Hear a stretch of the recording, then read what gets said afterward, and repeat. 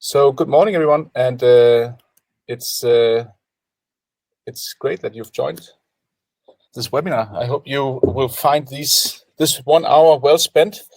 I'm looking forward to it as well because I've invited Michael to come and speak about employee experience during this crisis that we are facing right now.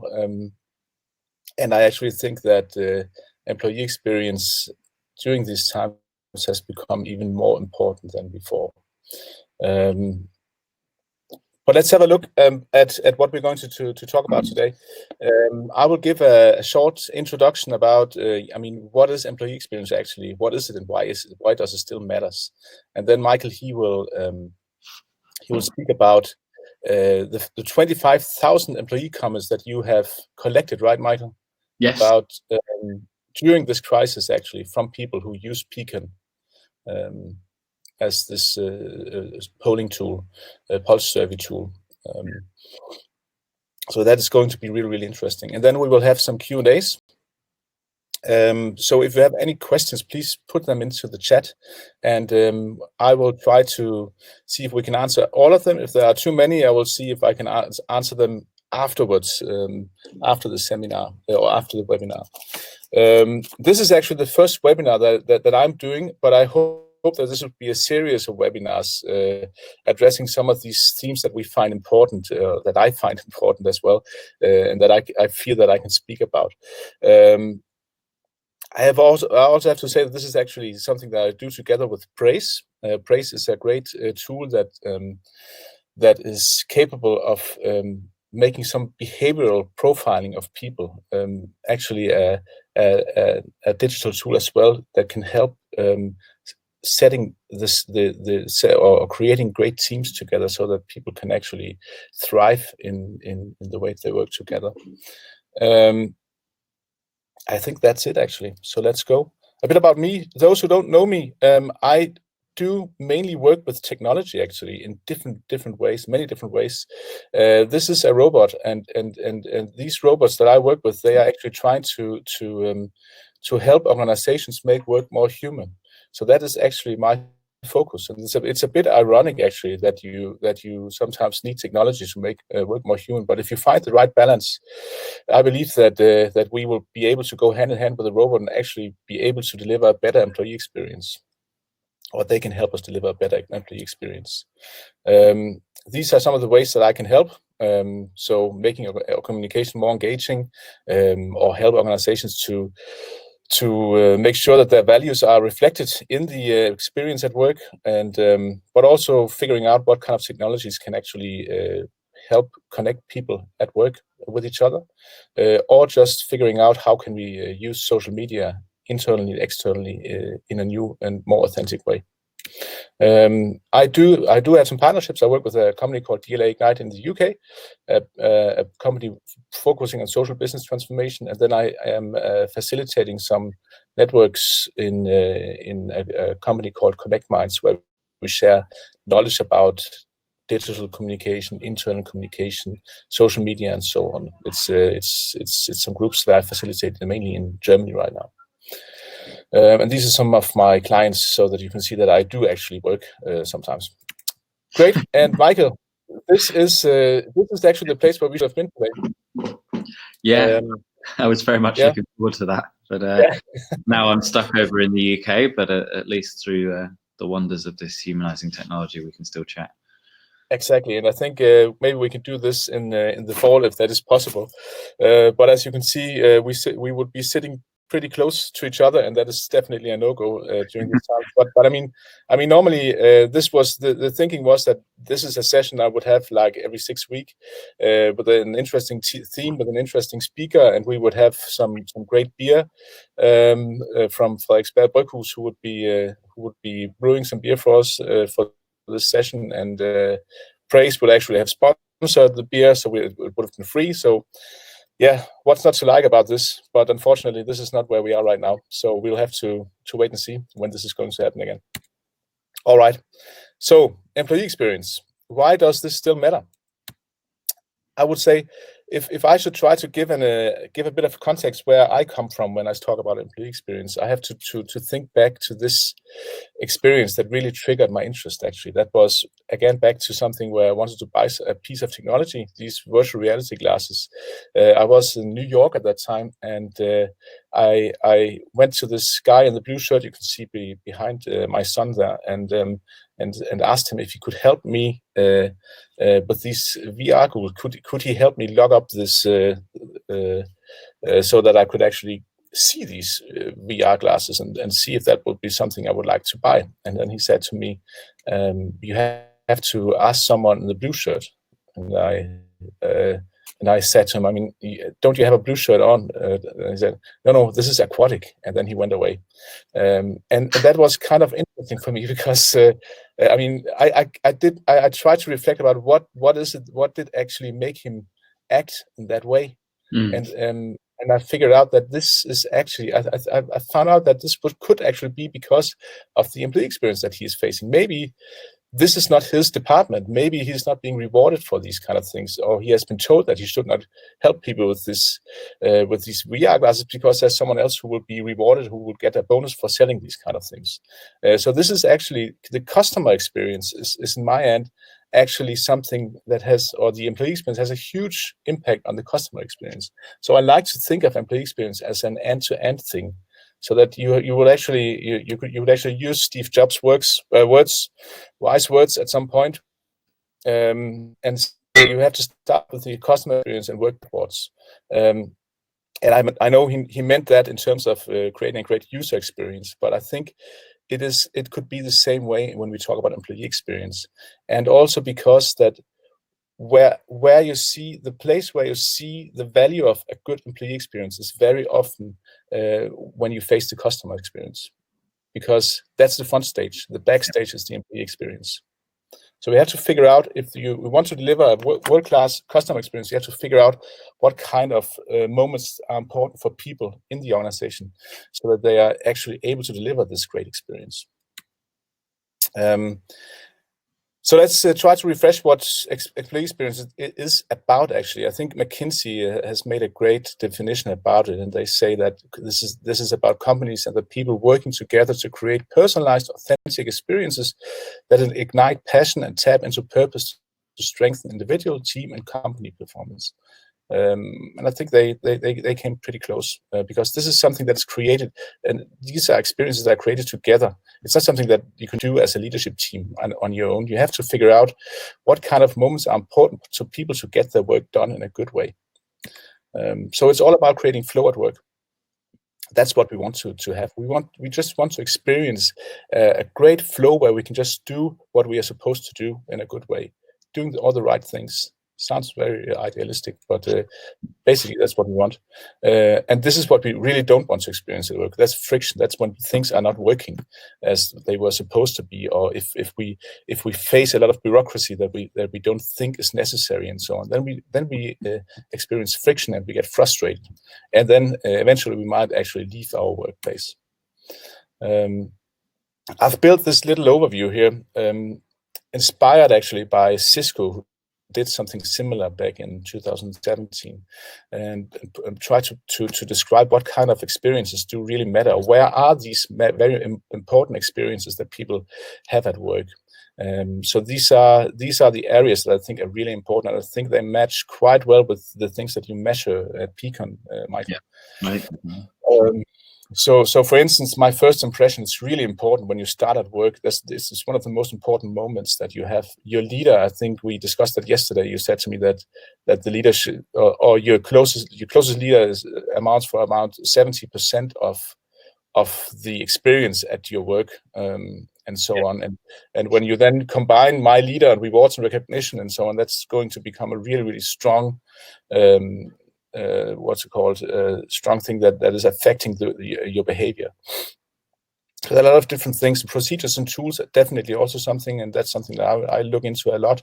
So what kind of technologies can actually help develop a great employee experience, or what kind of technology can help give some feedback so that people can actually constantly improve the experience at work. And that's where Peakon comes in as a very central tool, I would say. Great, but then COVID-19 happened, and suddenly everything changed. So now we're sitting here. I'm actually sitting in my office today. You are too, Michael, but I think many people are still sitting in their bedrooms or in the kitchen in their pajamas and so on, and trying to get some work done. And this is really a moment of truth for the employee experience at work. I mean, we face it in a lot of different ways. We can face it as when we look at the tools that we have. Do they actually work when we're all working from home, or did we make some decisions in the past that are really creating a lot of friction right now? But a lot of other things are also being put into a test. For instance, the things that we said we were, like, let's say we had some values about being caring or responsible or whatever it is. How are these values now reflected in the way we respond to this crisis? That's really important.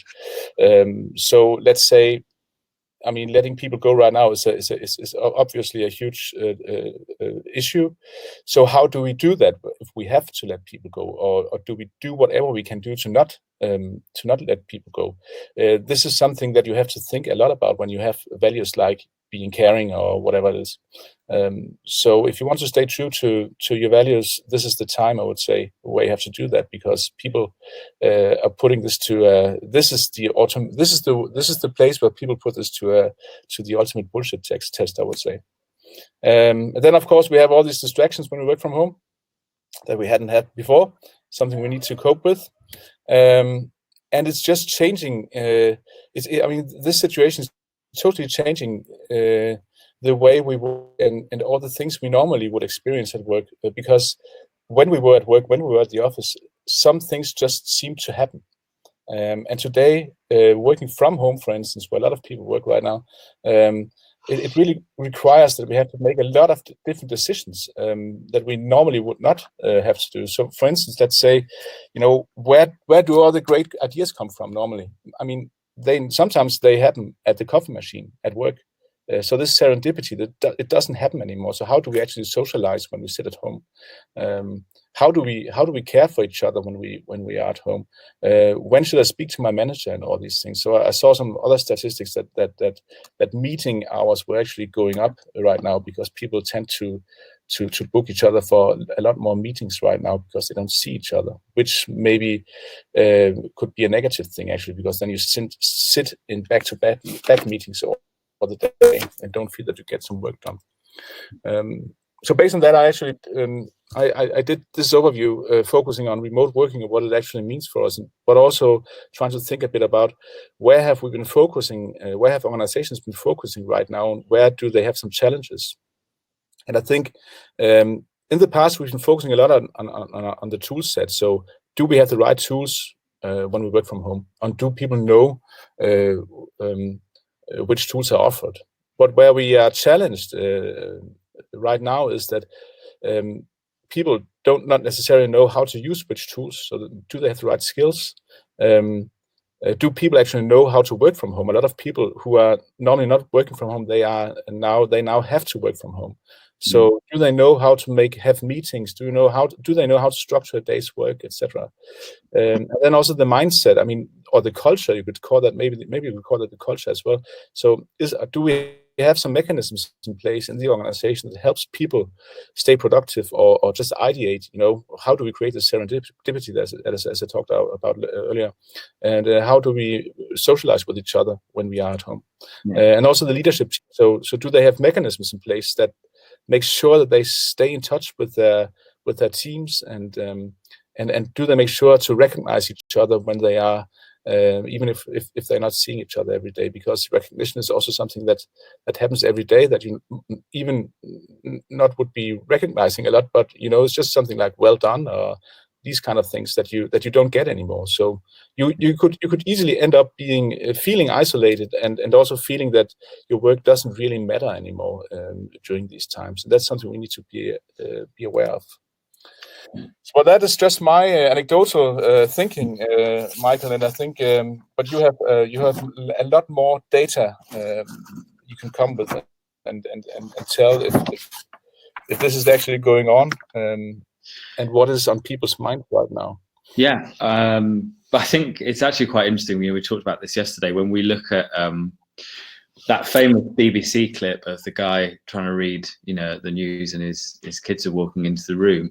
I think one of the interesting things also from that clip is that he's very neatly lined up his books to show what he's studied and why he's qualified to be presenting on the news at the bottom of his bed. That's also in the shot. And I think that's actually, it's a bit similar to the kind of anxiety that we all have a little bit about working from home now, right? We want to show that we're kind of professional and that we want to feel like recognized and like everything's kind of carrying on like normal, but obviously that's not necessarily the case. And all these natural things that actually help you sort of not feel anxious at work and feel like people are recognizing you, they're not really happening so much, right? When yeah, exactly. Yeah. But yeah, as I say, that's another anecdote. But let's have a look at some data, actually quite a lot of data around how this COVID-19 crisis has essentially played out, and how we've observed this in Peakon through all of our data, and then some examples of companies that have kind of got their response to this right, and then maybe a bit more discussion on what we could learn from this, and maybe even what we could improve for the long run based on what we've learned. So if you're not familiar with Peakon, it's first important to say that what Peakon is, why we have all this data. So Peakon is an employee success platform that converts feedback into insights that you can put to work. So we provide what they should do to improve the employee experience, increase engagement and motivation. Now, because of this, we actually have this incredibly large data set, actually the largest data set of structured employee feedback of its kind in the world. And that is,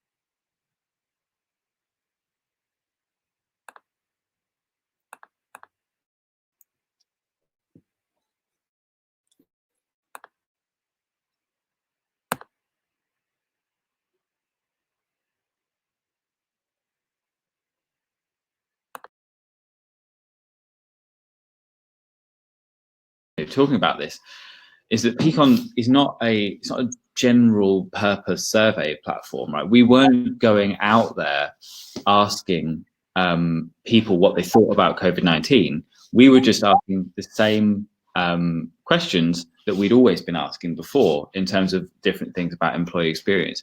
Yet this still became a huge topic that employees were sharing with their companies that they work at. Michael? Yes? I don't think I can see your presentation. Some way we lost the sound. I don't know what happened. Let me try and share this again. Okay, it's back now. I think try to go back a few slides. Okay, I think more.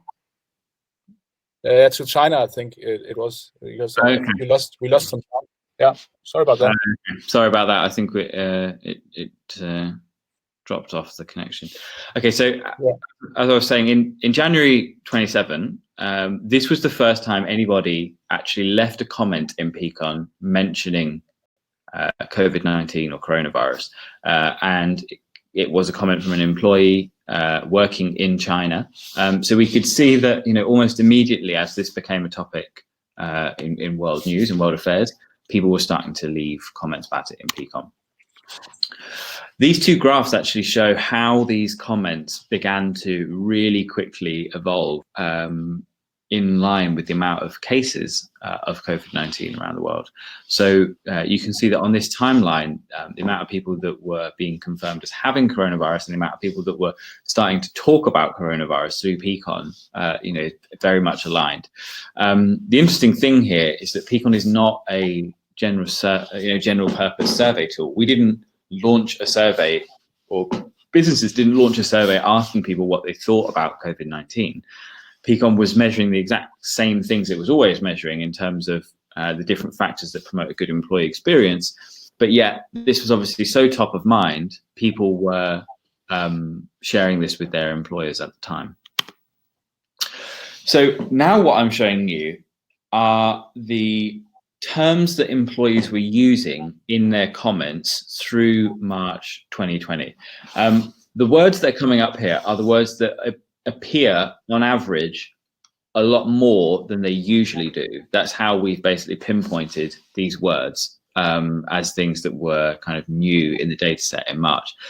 The interesting thing is what we see at this point is people trying to figure out what this is, right? So they're mentioning the name of it, that it's a pandemic, that it's a virus, and almost in a kind of quaint way, we were talking a lot about hand gel, right? I think at the time, it's hard to think about now, but at the time when we thought back, we probably thought that actually that was going to be the thing that would have saved it. We didn't really realize the scope of what we were dealing with here.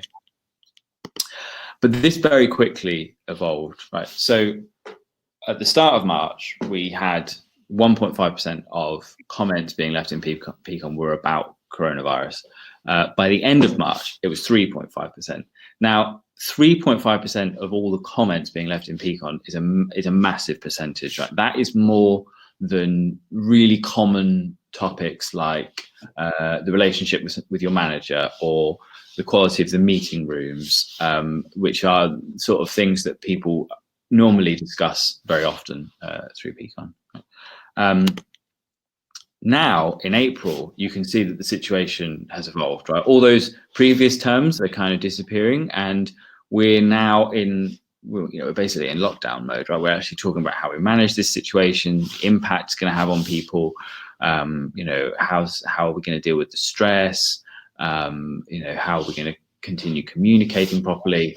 And there's these extra terms like workload, right, and the office and family that are now people are starting to realize that this is really going to have an impact on all those things. So this then plays out in an interesting way. We don't just see people talking about COVID-19 anymore. We all of a sudden see this big spike in people talking about well-being. So actually we see a 51% increase in the amount of basically comments that are about topics related to well-being, and this happens in the space of 2 to 3 weeks. So all of a sudden, the tone of what employees are talking about, all around Europe, the US, and the rest of the world, really shifts towards well-being. And now we're seeing that well-being is almost makes up 6% of all the comments that are going into Peakon. Just one other interesting visualization here. We actually see that this is more the case in businesses in countries where they've struggled to basically get a hold of the pandemic and the crisis here. Right? So Germany, probably one of the countries that dealt with this the best. You don't see this massive shift so much, right? France, it wasn't really under control completely at the start, but they implemented some very strict measures. People understood them, and you can see that the tone of the comments basically stays about the same. Whereas probably, the worst example in Europe, the United Kingdom, and probably one of the worst in the world, the US, this is where all of a sudden the kind of comments where people start to really worry about their well-being and how long they're going to be in this situation massively spikes. So during this time, we then introduced a specific question set towards the end of March that would enable companies to measure their response to the COVID-19 pandemic and how their employees perceive that, and also benchmark that response against other businesses, right? So we focused on, general overall, how satisfied are you with the response, the kind of communications that you received from your company, and some of these kind of quite practical things, right? Have you got the technology and equipment to work from home, and are there clear safety precautions? But then also, some of the things around kind of empathy, right? Do you think the business understands that you need to be looking after other people at this time? And does it understand how you might be affected by this, how it might affect your productivity? The interesting thing from this is that perhaps when you look at the survey results, what we're seeing here is that companies got that first bit right. And I think that's probably, you could attribute that to companies being relatively well versed in putting in place precautions, procedures, compliance measures, and in this case, when it was around safety and around COVID-19, there was probably also quite a lot of advice and literature on how to do this immediately, right? So employees in general scoring very highly on that question. Now, there's a massive gap into the question where they've scored the lowest, right? And we've seen this is an average across all Peakon customers. And that is that businesses understand how COVID-19 may have affected their productivity. So I think what we're seeing here is that while we've been very good at sort of putting in place these kind of hard procedures, the softer skills of being empathetic, having conversations with employees, understanding how, perhaps there are things out of their control or, anxieties they're dealing with that are affecting their productivity. That's been happening to a lesser extent, or employees are reporting that they feel that's happening to a lesser extent. So what are they saying also in relation to productivity, basically through the comments related to those questions and similar questions? I think people are feeling that with negative comments that their workload and the expectations on them haven't changed, right? Or in some cases they've actually increased. Often, I think in those same instances, they're not being able to have conversations around this. Right? They don't have that close connection with their manager where they feel like they could actually raise these concerns. Probably the psychological safety to say something like that without fear of being looked down on, basically. And I think that goes hand in hand with the cultures where they are suspicious of remote working, right? It's kind of perceived as slacking off, and like all of a sudden there was probably quite a reaction to the fact that offices were closed. And managers that have not been used to having people working remotely before probably went quite overboard in terms of how they were trying to kind of motivate people and keep people productive. On the positive side, when we've seen businesses and comments that kind of show how those businesses have acted in a positive way, we've seen that there's been a clear kind of open conversation around workload, right? There's been realistic expectations that have been set and that they've been clearly communicated to people, and people have felt like they could actually discuss those things before kind of committing to them and taking them on board. And I think another part of that is there's been clear communication around how the business is going to support people to be flexible at this time, right? So whether that is how you deal with the commitments of parenting or looking after somebody yourself, and obviously with schools closed, this has been a big topic, right? So what does this data tell us? I think in general, what we're seeing here is that, in a crisis like this, the way to keep people productive and the way to keep them engaged has been through kind of empathy and understanding rather than sort of monitoring and pep talks, right?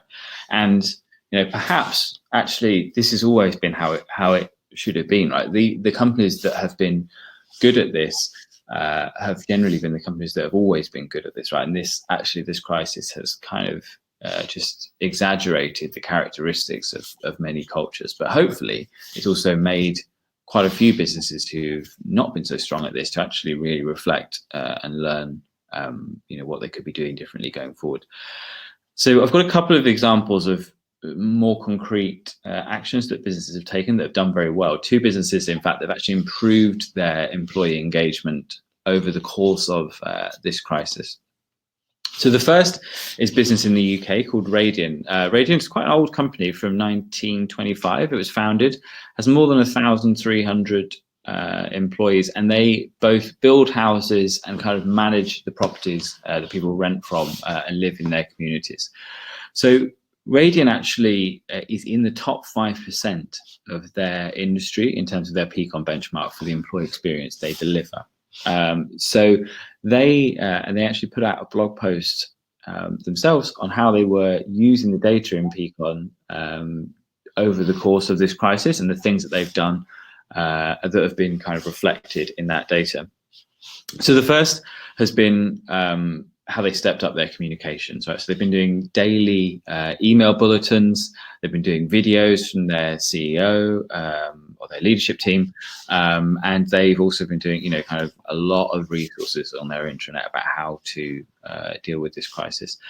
They've also been really stepping up the amount of resources that they provide in terms of well-being. So they've been doing videos and podcasts about how to kind of protect your mental health at this time, and also how to kind of stay physically well at this time. They actually, on another point, they actually redeployed some of their staff that would have been, potentially in other businesses furloughed or, had a lot less work to do at this time, to move them into temporary positions where they could directly support their customers. So actually putting them in a position where they could call up their customers and just basically check how they were doing, just give them somebody to talk to as they've been in this lockdown period. I mean, that's an amazing idea, I think, right? Actually really showing your employees that you care about them, but also enabling them to then directly go out and benefit their customers, right? That is, as Jonas was sort of talking about at the start, a real kind of win-win example. And they've taken active steps to really highlight the positive things going on in the business, and to kind of focus on recognition. Again, as Jonas said, this is something that you kind of take for granted when you're in the office, but now you actually have to do more proactively. We've been doing something quite similar at Peakon. So we, at the start of this kind of crisis, when we all went into lockdown and all the offices were closed, we instigated a Monday morning video from our CEO. So he just basically talks on camera for 3 minutes, goes into our general channel on Slack, and through the week before, all of our senior management team basically just feed him with the stories about the positive things that have been happening around the business, right? So they are the ones who are kind of going out there, finding these great examples that should be recognized, probably from the line managers that report to them. And then Phil, our CEO, is kind of able to package all this up and really share kind of all the positive things that are going on in the business. So I think that's something that, interestingly, we've had a lot of comments in Peakon saying that they would like that to continue, and probably, we should actually really consider doing that. One more example before we kind of open up the discussion a bit more. It's a very new Peakon customer, Avo Consulting, who are from, they have offices in Oslo and Stockholm. And I think what this really is an example of is actually showing your people, really emphasizing who you are at this time, and kind of sticking to that employer value proposition that you have. Right? Avo Consulting are a business that helps other businesses adopt emerging technologies, new technologies. And as this crisis started, they immediately kind of looked for a solution to help them through this. Within 2 weeks of finding Peakon, they'd sent out their first Peakon survey. And within, immediately sent out their first Peakon survey. Within a couple of weeks, they'd already got the data, used the insights. They were making decisions around whether to furlough staff or keep them on board working. And they had basically used the data to show managers how they needed to be communicating more with their teams. Right? I think as Christopher, one of the co-founders and partners of the firm, has pointed out, right, this is really a time where we need to be thinking about our values as a company and the things that we say that we're going to do, and actually looking to how we can do that, how we can show employees that that's still who we are, even in a time of crisis.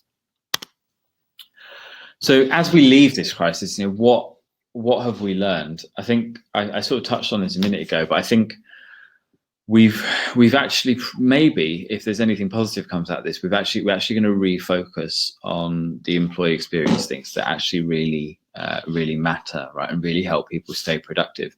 I think when you're in the office, it can mask a lot of things, a lot of potentially bad habits and negative experiences that basically go unfixed because of being in the office.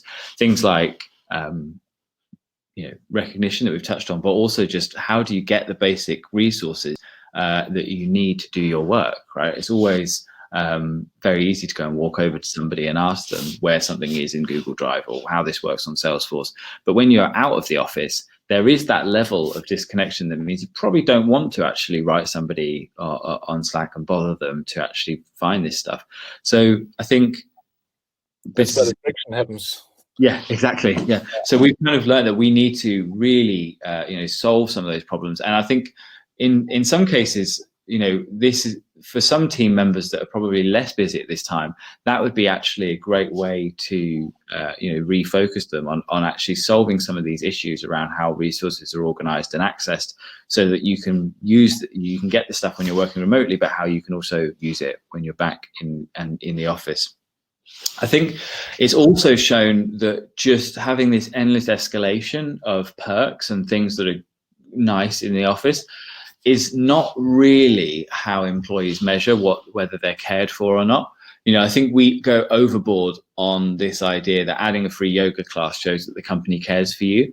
I think I completely understand the idea that is that is symbolic, but really the way that people judge whether they're cared for or not comes from the relationship that they have with their manager, right? And whether that manager takes the time to talk to them and understands their situation and understands that they do want to be productive, but there are things in life that get in the way. Yeah. All of those things, as I say, that they would be much healthier things to be focused on in general, right, after this crisis as well. I don't know what you think about that, James. What did you think when you talk about well-being? So what is it? What does that include in the comments? So well-being. Yeah, so well-being is basically general topics around around sort of mental and physical health. So the way our natural language processing algorithm works is that it can actually bundle a lot of these things together for us to be able to see them. So when people talk about stress, it knows that it's actually a similar situation to when people are talking about their workload or something like that, even though that the words are different. So that's how it's basically pulled all these terms together and understood them as a general topic around well-being. Yeah. So it's both physical and mental health. Yeah. Very interesting. Thanks for sharing, Michael. Does anyone have a question in the audience? We can't see if anyone is raising his or her hands. So if you have one, please share in the chat. But I think it was really interesting. It's also really interesting to see that empathy and understanding it's so important, and that it seems that we're not good enough at it compared to some of the other things that we focus on. Yeah, productivity and all these things. So I think that there's still some work to be done, and I think that's also something I've heard when I did some of my small surveys on LinkedIn and so on, is that what communicators, for instance, really focus on is getting this right. But it's tough sometimes to find the right balance between, let's say, plain information and face-to-face communication or video communication, all these kind of things. Yeah. One interesting side of this might be that a lot of businesses probably have had budgets frozen, right? Especially things to do with just general perks for the office, right? Even things like learning and development probably had budgets frozen, right? And maybe that can actually be quite healthy, because all these things like teach more empathy and understanding and the kind of communications you do, they're they're relatively free, right? Or you can at least develop resources to train managers in your company how to do these things for free. I think they're really going to create a lot more value. So the fact that we can't just I think there's this tendency, right, I think this happens less in Denmark than it happens in the UK and the US, but there's this tendency to have work be this stressful place and then fix all these issues around well-being with yoga and mindfulness and free this and that, right? Where actually what we should be focused on really is how do we make work a less stressful place in the first place? So breaking people and then needing to fix totally agree. Yeah. Oh, Tobias, he has a question. Can you put some words on how the mental health challenge has changed during Corona?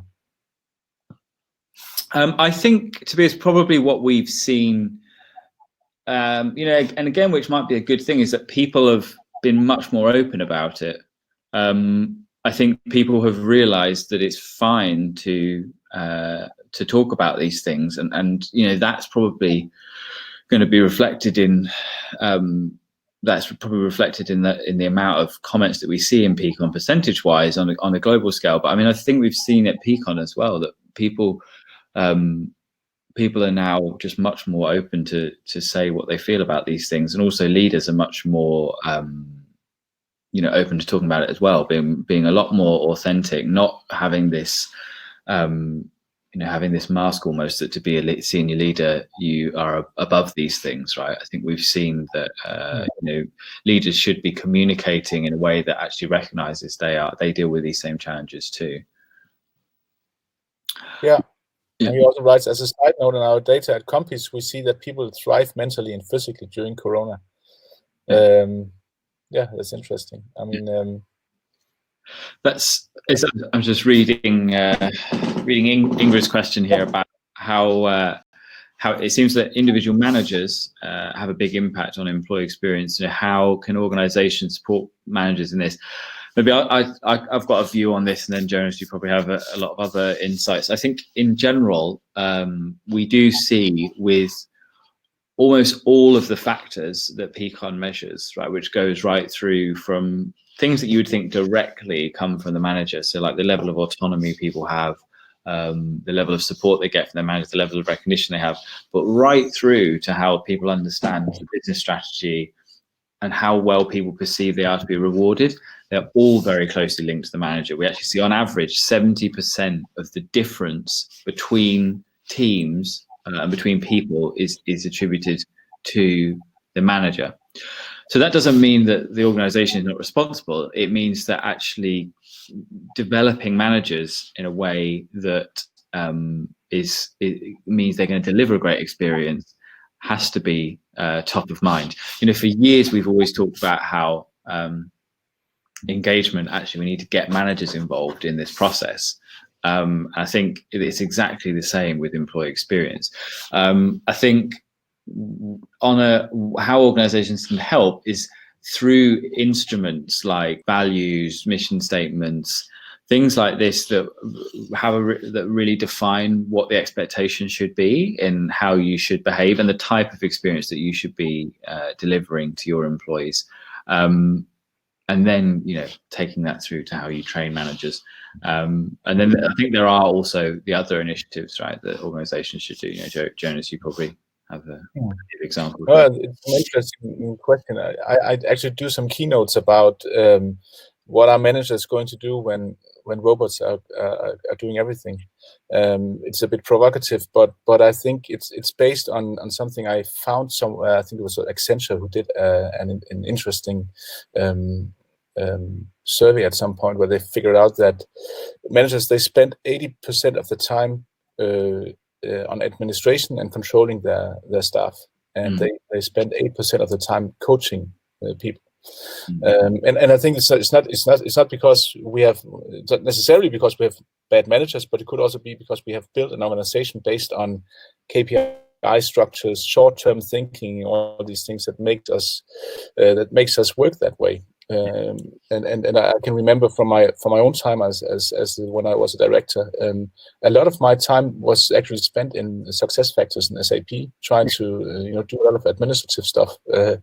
Not necessarily something I love to do, but that's sometimes the life of a manager. And I think if we want to change that, that's going to be tough, because it is, as you talked about, Michael. It's a matter of believing in the values that you have, focusing on behaviors or KPIs instead of KPIs, for instance, and all these key behavioral indicators instead of key performance indicators, all these things. And it takes a lot of time. It requires a huge transformation and different ways of thinking in organizations.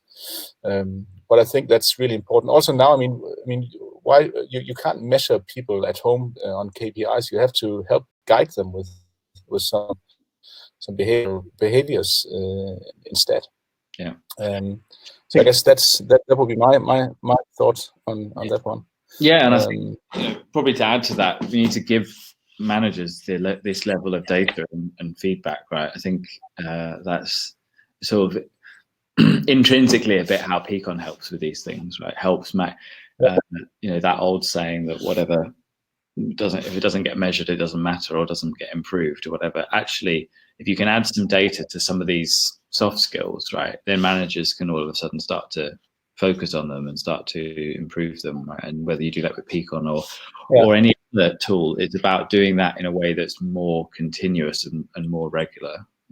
Yeah, I know you have this what do you call it? Some kind of advisory part in Peakon as well, where you actually advise managers on things they could do based on the data that you have.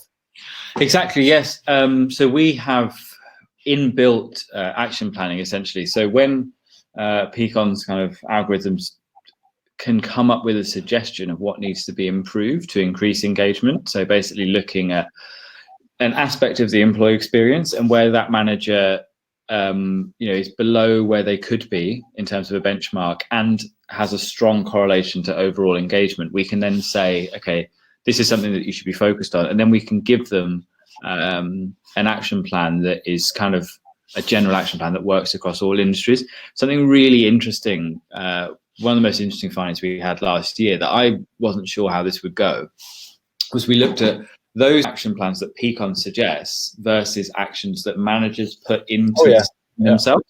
And I thought, well, probably if you put something into the system yourself, you're going to be more bought into it. You're going to be saying, I'm going to do this, and it's going to be more effective than the ones that Peakon suggests. Actually, it was completely the opposite. The stuff that Peakon suggested was twice as effective, and that's across all industries. And I think what that actually showed was that most of this is down to behaviors, it's down to relationship building between people. I think a lot of what managers first think of is things that are quite tactical and things that are quite work related, and they put that in. Whereas what works across all industries, it's just general relationships between people, and those things are quite universal, and they were actually more effective because Peakon was suggesting them. It's very interesting. Yeah. Oh, Anna says a question. Do you have any data on the more conservative organizations and their need to embrace more digitalized solutions in the workplace? Personally, I think the great thing about Peakon's customer base is that we are not like technology and startups. It's actually quite a small section of our customer base. Like we work with a lot of, I think what you would call traditional companies, like quite old businesses that are moving from a consultancy-led annual survey, right, where as a senior manager or in the business, you just get a PDF that says, here's the results. And then someone will come in and do some very high level action planning with you once a year. And the majority of our customers actually come from that world. And the way that we try to move them to this more continuous method is we have this kind of program that we've built called the Road to Real Time, where we basically start them off with a larger survey with a larger amount of questions just to get them used to kind of what we're measuring here, and then we slowly over the course of a year and a half move them to a more continuous model. I think that people, when they see things like the comments that they get in Peakon, which often weren't in old surveys, right? You generally had some questions, and then at the bottom it was like, okay, and anything else you want to tell us, comment section. When they see things like the comments, when they see the topics analysis where we've kind of summarized all these things, and when they have a dashboard, I think the adoption has been extremely quick, because there's just so much in there that draws people in. That traditional businesses have been almost the fastest adopters of Peakon, actually. Okay, that's interesting. Yeah. Oh, Tobias. Okay, that's a good question from Tobias. What is your bet? People more or less productive under these new conditions? I mean, I saw some. Do you know Workalytics? It's a company based in the US. I saw something. They did some analysis on people's behavior, because they monitor a lot of digital behaviors on people's on whatever they work with, Outlook or whatever it is, and they found out that they found some parameters they can measure on, so that we, for instance, we work longer hours today, and it also looks like we have more meetings, and we are getting more distracted. That was the outcome, I think. So it tells us something about that work has changed.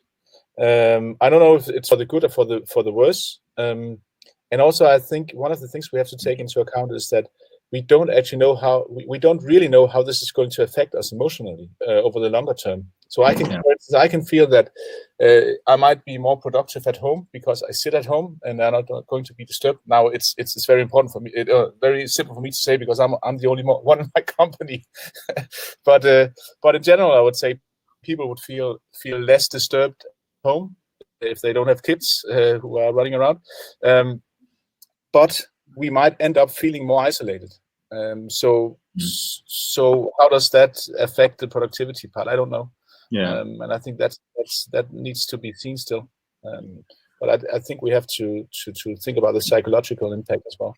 Yeah, I think it's my general thesis is that the companies that are doing this, like well run, are going to probably do better, and those that aren't and probably have low engagement are really going to exaggerate their struggles, right? Because if you have people that are well aligned and have clear goals, and then it's much easier to get on working at home, right? I think one of the problems, though, when we generally talk about productivity, is that productivity leaves out innovation and things that actually are more valuable in the long run, right? It's almost being really operationally excellent at something and being very productive can actually not be that innovative sometimes, right? So you need to be able to balance the two, and you wonder sometimes if everyone's at home working really hard, heads down, but a bit isolated, the general productivity might go up at the start, but whether we need more of this serendipitous office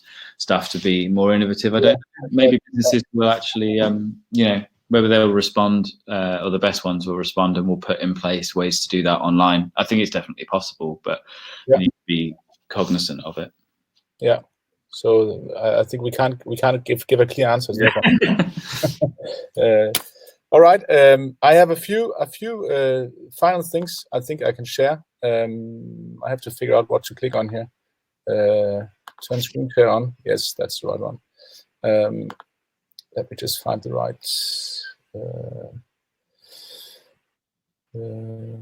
Yes, we can take this one and then share. Ooh. Can you see now? Can you see my screen? Yeah, I think you're still on the webinar screen there, so we've got some sort of crazy that looks strange. thing going on. Choose the exact tab. There it is. Can you see now? Yeah, great. So I think I could just share these learnings that I had when I did a little survey on LinkedIn as well from people who work with communications, and I think that aligns quite well with what we were talking about today, where people talk about how important it is to make this face-to-face communication and creating trust and engagement, and using video as a poor second if you can't meet face-to-face. But also how dangerous it can be just to rely on written and non-visual communication these times, because then you're not able to show this empathy that is so important. And also what you talked about, Michael, about posting some stories during the day, pictures of people, how they're, we are all in the same boat, stories, so that you create a sense of community, a sense of belonging, team spirit, and so on. And so don't we've feel isolated. Just on that, something that we've done is we asked leaders in the business to do kind of postcards from home, like working from home postcards, like video postcards, basically, where they just, for 2 minutes, just show people like, this is where I'm working, this is what my apartment is, this is kind of how I get on through the day. But you can say, well, that's easy for Peakon, but actually there was a really interesting quote from the CEO of Pirelli, very traditional Italian business.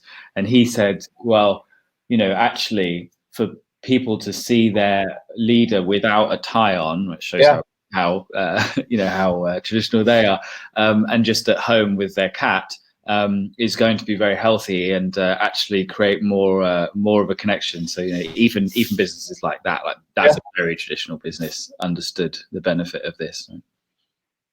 That's a very good point, and I think I guess that's something we've all experienced. Having meeting with people sitting in their bedrooms or wherever they would be at home it just makes us more human. And we get to know each other a bit better. Maybe we even talk about different things that we would talk about if we were at work. And then this one also, teams that have previously worked remotely have found the lockdown easier than people who haven't been working remote. Obviously something that we talked about as well. So I think, and I hope that you found this hour very interesting. And if you did, I've already put in a new webinar that I'm going to hold on the 29th of May, 40 minutes, and I think we're already on 80 participants right now. So, but you can sign up if you like. I think it's going to be interesting. We will be talking about employee experience as well, and how this is affecting internal comms, because employee experience is everywhere. And as you see, communication is also a big part of creating a great experience. And Michael, thank you very much for sharing all your great insights. And I hope that we can do that together in Copenhagen next time, somewhere in the end of 2020. And what we were actually going to talk about was how employee experience is affecting the customer experience at that time. Do you remember that? Yes. Well, we've got a whole load of very interesting kind of case studies on that, and very clear examples. So that would be great when we can actually do that. I mean, it's very looking forward to that. Out of Denmark, but hopefully when the borders reopen, I'll be back there, and then we can do this in person. Yes, looking forward to that. It's a different thing to do it as a webinar, I would admit. Not seeing people, that's not the same. I like to see people when I speak. But this is a poor second, I would say. Or what do you call it? A poor second? Yeah. Or the best thing we have right now, right? Yeah. Great. And then if you like what you see, you can follow Michael on LinkedIn. I guess you're sharing stuff from Peakon, and I share my thoughts on my profile. So that's about it, I would say.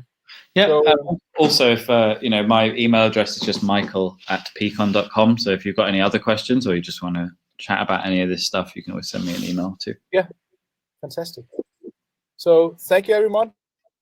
We managed to do it within exactly 1 hour. That's great. And have a lovely day, everyone. Perfect. Bye-bye. Thanks a lot. Bye-bye. Bye-bye.